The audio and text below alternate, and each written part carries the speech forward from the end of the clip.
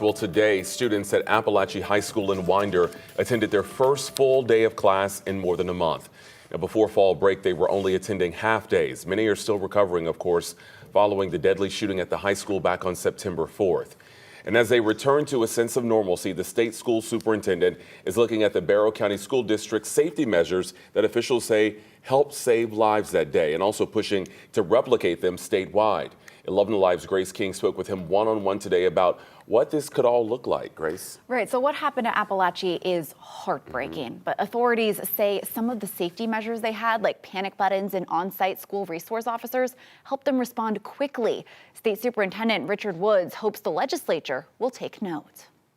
I think having a school resource officer in every school definitely would benefit us, and also a first alert system. Both, seem to be very critical to reducing, the potential damage and the horrible situation at Apalachee. At Apalachee High, preparedness helped. Less than a minute, around 52 seconds. Barrow County Sheriff Judd Smith says it took just 52 seconds for his deputies to bring the shooting to an end. A St. Tegic's panic alert showed them where the problem was, and on-site school resource officers rushed to the scene. It is a preparation that we have to look at, what can we do to prevent this from ever happening, but also looking at response. The response here prompted a costly request from State Superintendent Richard Woods. He tells 11 Alive he's asking the state legislature to consider funding crisis alert systems and school resource officers at every Georgia school. Before we think about ABCs and 1, 2, 3s, safety has to be first and foremost. First and foremost and funded.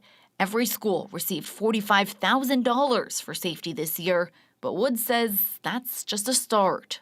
We have had conversations with OPB and also looking at other legislators throughout the state. Some have actually come to me and said, hey, we want to work together.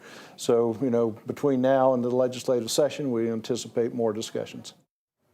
So, Grace, the superintendent obviously wants to have more security. Anything else besides that? He wants to expand mental health services for K-12 students here in Georgia.